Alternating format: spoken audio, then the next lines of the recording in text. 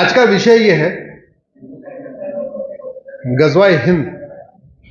गजवाए हिंद हो रहा है कि नहीं हो रहा है, ये केवल कहानी है या ये केवल एक झूठी अफवाह है या इसमें कोई सच्चाई है। आप लोग गूगल करना डेमोग्राफी ऑफ इंडिया, अभी मत करना, बाद में। तो आपको पता चलेगा कि भारत कैसे कैसे कटा है और कैसे कैसे बटा है। किसी भी देश की जनसंख्या बढ़ती है या घटती है? जरा जोर से बोलिए। बढ़ती है। जितनी 2023 में होगी 2024 में ज्यादा होगी, 2025 में ज्यादा होगी, 2026 में ज्यादा होगी, ऐसे तो होगी ना। भारत की जनसंख्या जरा देखिए कैसे हुई है, बहुत ध्यान से समझना। ईसा के 200 साल पहले भारत की जनसंख्या 14 करोड़ थी।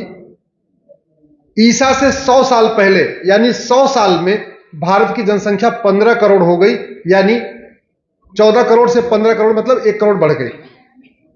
जब क्रिश्चियनिटी आई अब से 2000 साल पहले, उस समय भारत की जनसंख्या 16 करोड़ थी। ईसा के 100 साल के बाद यानी पहली शताब्दी में भारत की जनसंख्या 18 करोड़ होगी। दूसरे शताब्दी में भारत की जनसंख्या 20 करोड़ होगी। इसका मतलब जनसंख्या लगातार बढ़ रही है, ध्यान से समझिए। तीसरी शताब्दी में भारत की जनसंख्या 22 करोड़ हुई, फिर से 2 करोड़ बढ़ गई। चौथी शताब्दी में भारत की जनसंख्या 25 करोड़ हुई, यानी 3 करोड़ बढ़ गई। पांचवी शताब्दी में भारत की जनसंख्या 28 करोड़ हुई, यानी फिर से 3 करोड़ बढ़ गई। छठवीं शताब्दी में भारत की जनसंख्या 33 करोड़ हुई। ध्यान से समझिए, छठवीं शताब्दी का मतलब इस्लाम की स्थापना। और जनसंख्या कितनी है उस समय छठवीं शताब्दी में? 33 करोड़। सातवीं शताब्दी में भारत की जनसंख्या 40 करोड़ होती है, यानी 100 साल में फिर से 7 करोड़ जनसंख्या बढ़ती है। लेकिन 8वीं शताब्दी में भारत की जनसंख्या 39 करोड़ हो जाती है। 7वीं शताब्दी में 40 करोड़ और 8वीं शताब्दी में 39 करोड़, 1 करोड़ कम हो गई। 9वीं शताब्दी में 38 करोड़, फिर 1 करोड़ कम हो गई, यानी भारत बटा और भारत घटा। 10वीं शताब्दी में गजनी आता है, भारत की जनसंख्या 36 करोड़ हो जाती है। इसका मतलब भारत बटा, भारत घटा और भारत में कन्वर्जन हुआ। 11वीं शताब्दी में भारत की जनसंख्या 33 करोड़ हो जाती है, 3 करोड़ कम हो जाती है, यानी भारत बटा, भारत घटा और धर्मांतरण हुआ। 12वीं शताब्दी में गोरी आता है, भारत की जनसंख्या 28 करोड़ हो जाती है 100 साल में। पहले 36 करोड़ थी 11वीं शताब्दी में, 12वीं शताब्दी में 28 करोड़, 13वीं शताब्दी में भारत जनसंख्या 23 करोड़ हो जाती है। इसका मतलब फिर भारत घटा, फिर भारत बटा, फिर धर्मांतरण हुआ। 14वीं शताब्दी में भारत जनसंख्या 18 करोड़ हो जाती है। 15वीं शताब्दी में फिर कम हो जाती है, बाबर आता है 15वीं शताब्दी में और भारत की जनसंख्या हो जाती है 13 करोड़।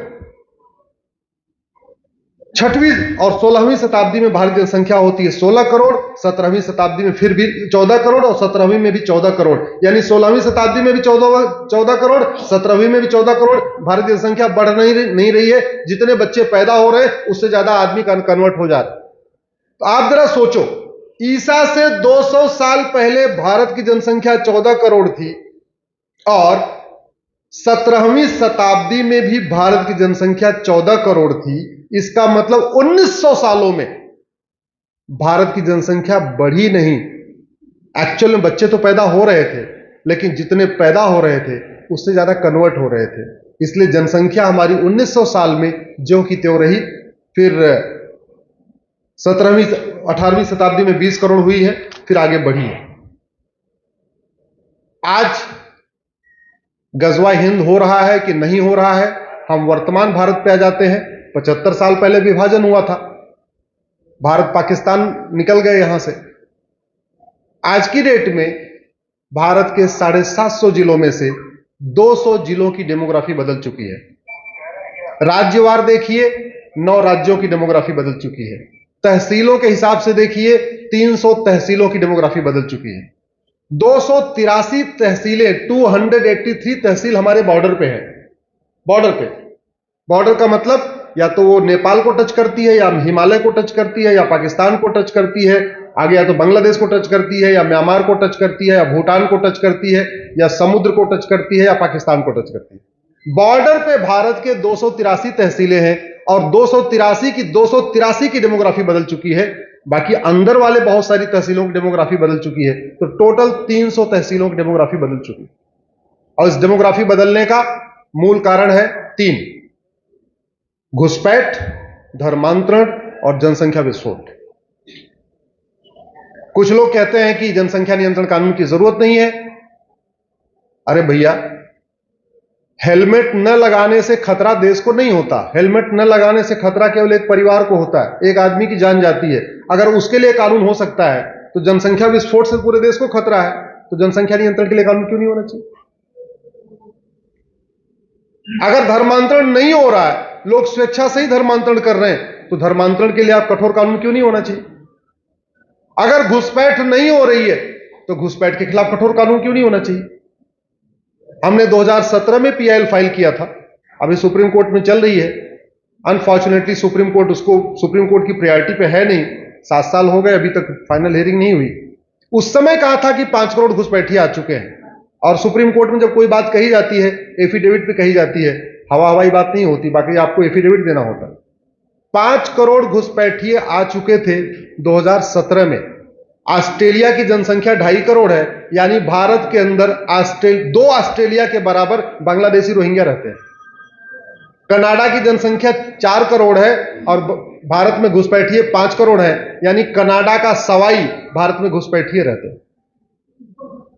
जहां तक बात डेमोग्राफी का है, डेमोग्राफी अब जो बदल रही है उसका मूल कारण है गुलामी का नाम, गुलामी का निशान, गुलामी की परंपरा, गुलामी का रीति रिवाज, गुलामी की पुलिस व्यवस्था, गुलामी की न्यायिक व्यवस्था, गुलामी की प्रशासनिक व्यवस्था, गुलामी की टैक्स व्यवस्था। जो काम मुगलों ने यहां तलवार के दम पे किया था, वो सारे काम अंग्रेजों ने कानून बना बना के किया। और जो काम अंग्रेजों ने कानून बना बना के किया था, मुझे पार्टी का नाम लेने में कोई दिक्कत नहीं है, वही काम कांग्रेस ने भी कानून बना बना के किया। हमारे विष्णु भाई ने 2 कानून बताया, विशेष रूप से एक माइनॉरिटी बताया और एक वक्फ बताया। कानून जरा देखिए, कांग्रेस डिवाइड एंड रूल की पॉलिसी, एक ही तीर से 2 निशान। जिसको फायदा पहुंचाना था उसको तो फायदा पहुंचा दिया माइनॉरिटी कानून से, लेकिन हमको मेजॉरिटी बना दिया, विष्णु को माइनॉरिटी बना दिया। 1992 के कानून का यह भी दुष्परिणाम है। आपस में हिंदू, जैन, बौद्ध, सिख को ही लड़ा दिया। तभी एक जैन कह रहा है कि माइनॉरिटी नहीं होना चाहिए। हाँ।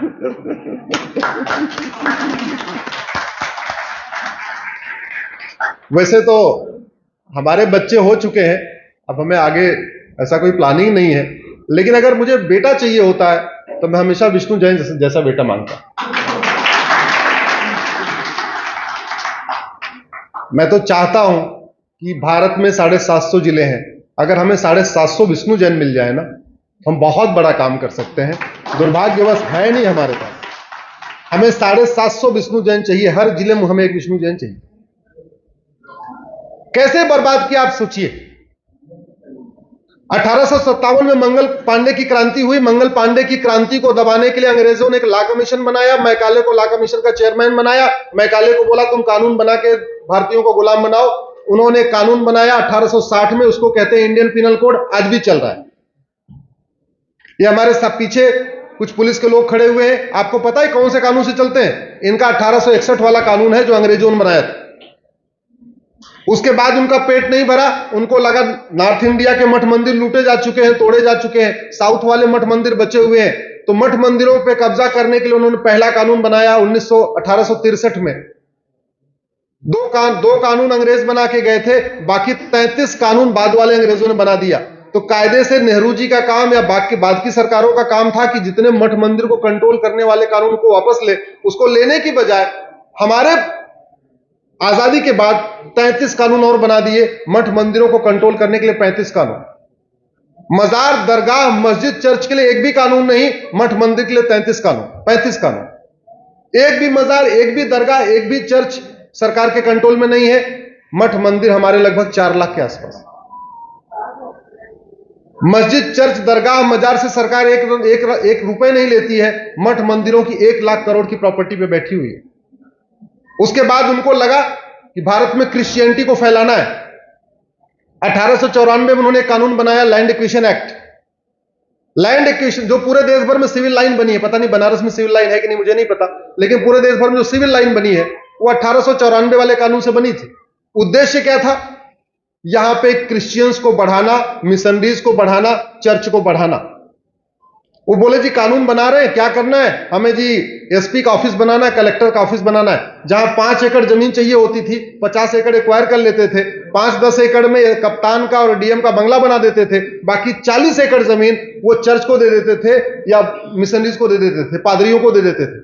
इसलिए पूरे भारत में आपको जहां जहां सिविल लाइन मिलेगी वहां आपको चर्च जरूर मिलेगा, और सिविल लाइन की ज्यादातर जमीन पे जो कब्जा है वो क्रिश्चियन मिशनरीज का है और चर्च का है। सरकार की यह ड्यूटी थी कि वो सारी जमीनें जो चर्च मिशनरीज को दी गई हैं, 99 साल की लीज पे दी गई हैं, उनकी 99 साल की लीज पूरी हो चुकी है, उनको वापस ले। वो काम नहीं हुआ। सरकार ने यह सोचा कि भाई क्रिश्चियंस को जमीन तो मिल गई, हमारे मुस्लिम्स को जमीन ही नहीं मिली, तो उन्होंने एक नया कानून बना दिया, वक्फ कानून, वक्फ एक्ट बना दिया। और आपको यह जान के आश्चर्य होगा, सिविल लाइन में चूंकि ज्यादातर जमीन क्रिश्चियंस के पास है, चर्च के पास है, अब वो प्लॉटिंग कर रहे हैं। सिविल लाइन की जमीन महंगी होती है, एक बिस्वा जमीन 1 करोड़ में बिक जाती है, और उसको बेचते हैं 20 किलोमीटर दूर, थोड़ा देहात एरिया में जाते हैं, वहां बढ़िया हॉस्पिटल बना लेते, बढ़िया जो है स्कूल बना लेते। तो एक तरीके से उनको सेल्फ फाइनेंस्ड हो चुके हैं। सिविल लाइन की जमीन में प्लॉटिंग कर रहे हैं और बाहर जा जाके हॉस्पिटल बना रहे हैं, स्कूल बना रहे हैं, कॉलेज बना रहे हैं। उससे भी पेट नहीं भरा। नेहरू जी ने बड़ा खतरनाक कानून बनाया 1894 में, 1854 में, उसको ड्रग एक्ट कहते हैं। उस ड्रग एक्ट को बना के उन्होंने भारत के हेल्थ केयर सिस्टम को 3rd क्लास बना दिया। जिन बीमारियों का इलाज योग में है, नेचुरोपैथी में है, जिन बीमारियों का इलाज प्राकृतिक चिकित्सा में है, परमानेंट इलाज है जिन बीमारियों का, अगर उसके बारे में भी कोई वैद्य, आयुर्वेद, योगाचार्य अगर क्लेम कर दे तो नेहरू जी का 1894 का कानून उसको अपराधी घोषित कर देता है। जिन बीमारियों का इलाज चरक संहिता में है, सुश्रुत संहिता में है, माधवकर संहिता में है, वाग्भट संहिता में है, भाव प्रकाश संहिता में है, महर्षि पतंजलि के योग सूत्र में है, अगर उन बीमारियों का इलाज वो लोग खुलेआम कह दें कि हाँ इसका इलाज हम करते हैं, हमारे पास है, तो उनको लीगल नोटिस आ जाती है। संविधान कहता है सिटीजनशिप एक्ट बनाओ, ऐसा कानून बनाया 1894 1955 में। आज तक किसी की सिटीजनशिप गई नहीं। किसी आतंकवादी की सिटीजनशिप गई क्या? जोर से बोलिए जरा। किसी घुसपैठिए की सिटीजनशिप गई? किसी अपराधी की, माफिया की, ड्रग स्मगलर की सिटीजनशिप गई क्या? यह कानून बनाया, उससे पेट नहीं भरा। 1971 में इंदिरा जी ने एक और पाप किया। पूरा आजादी का आंदोलन वंदे मातरम से हुआ। पूरा आजादी के आंदोलन में जनगण मन का कोई रोल ही नहीं था। पूरे आजादी का पूरा फ्रीडम मूवमेंट वंदे मातरम भारत माता की जैसे हुआ था। लेकिन 1971 में जब नेशनल ऑनर एक्ट बनाई इंदिरा ने, उन्होंने जनगण मन के लिए पूरा प्रोटोकॉल बना दिया। इतने सेकंड में गाया जाएगा, इतने सेकंड की म्यूजिक होगी, जनगण मन का कोई अपमान करेगा तो 3 साल की सजा होगी, सब कर दिया। वंदे मातरम कुछ में नहीं डाला। इसलिए वंदे मातरम को सीरियल में लोग अलग तरीके से गाते हैं, फिल्मों में अलग तरीके से गाते हैं, पॉलिटिकल रैलियों में अलग तरीके से गाते हैं। उसकी जिसकी जो मन करता है वैसे गा लेता है, जिसको जब मन करता है वैसे उसकी म्यूजिक बजा देता है। आदमी खड़े होके गाए, बैठ के गाए, ना गाए, अपमान करे, कोई कानून ही नहीं। 1984 में हम सब लोगों के परिवार के लोगों ने नारा दिया, अब की बार 400 पार। 1984 में नारा दिया था। क्या नारा दिया? अब की बार, और 404 सीट मिली। राजीव गांधी को 404 सीट मिली। और 1984 में उन्होंने एक बड़ा महापाप किया जिसको विष्णु ने बताया अभी। वक्फ एक्ट में बदलाव किया और केवल फायदा पहुंचाने के लिए एक कम्युनिटी को। उससे पेट नहीं भरा राजीव गांधी का। जो लोग सोचते हैं राजीव गांधी बड़े अच्छे थे, बड़े ऐसे थे, अगले साल 1985 में उन्होंने सिटीजनशिप एक्ट को ही बदल दिया। पूरे भारत में नागरिकता की जो कट ऑफ डेट है 1947 है। संविधान यह कहता है कि जो लोग 1947 में भारत में आ गए थे, ये नेचुरल सिटीजन है, ये मतलब सब भारतीय हो गए, इनको कुछ अप्लाई नहीं करना। लेकिन जो 47 के बाद आए हैं, इनको भारत का सिटीजनशिप लेने के लिए एप्लीकेशन देना पड़ेगा। असम में उस समय 60 लाख बांग्लादेशी रह रहे थे। राजीव गांधी ने 1985 में सिटीजनशिप एक्ट को बदला और बदल के सेक्शन 6A जोड़ दिया। और सेक्शन 6A कहता है पूरे भारत के लिए कट ऑफ डेट तो 1947 है, लेकिन असम के लिए कट ऑफ डेट 71 है। अब इसका दुष्परिणाम क्या हो रहा है सोचिए जरा। क्योंकि बॉर्डर पे किसी का सीसीटीवी तो लगा नहीं है कि पता चले कौन सा घुसपैठिया किस दिन आया। किसी को पर्ची तो कटती नहीं है बांग्लादेशी को आते समय कि कौन सा घुसपैठिया कब आया। तो राजीव गांधी ने कानून बना के बोला 71 कट ऑफ डेट है। अब जो 80 में आए, 85 में आए, जो 90 में आए, 95 में आए, 2000 में आए, कभी भी आए, वो कह रहे जी हम 71 के पहले ही आ गए थे। आप समझ रहे हैं ना क्या? वो कह रहे जी असम में हम 71 के पहले आ गए थे। बोले तुम नहीं आए थे। बोले नहीं आए तो दिखाओ हम कब आए फिर। अगर ये सेक्शन 6 से नहीं हटा तो भारत में एनआरसी कभी सफल हो ही नहीं पाएगा। क्यों? क्योंकि अगर आप बनारस में भी घुसपैठियों को पकड़ोगे तो पता क्या कहेगा, ऐसा जी हम बनारस तो बाद में आए, असम में हम 71 में आ गए थे, वो बाद में नौकरी की तलाश में इधर आ गए। ऐसे ऐसे महापाप किए। सुप्रीम कोर्ट का फैसला अगले साल 1986 में बदल दिया। 1991 में हमारे विष्णु भाई ने बताया प्लेस ऑफ वर्शिप एक्ट बना दिया। सरकार का काम होता है इल्लीगल काम को इल्लीगल घोषित करना, लेकिन इसका उल्टा हुआ। 1991 में कानून बना के उस समय नरसिम्हा राव और कांग्रेस की सरकार ने बाबर, हुमायूं, तुगलक, गजनी, गोरी के जितने भी इल्लीगल काम थे सबको लीगलाइज कर दिया।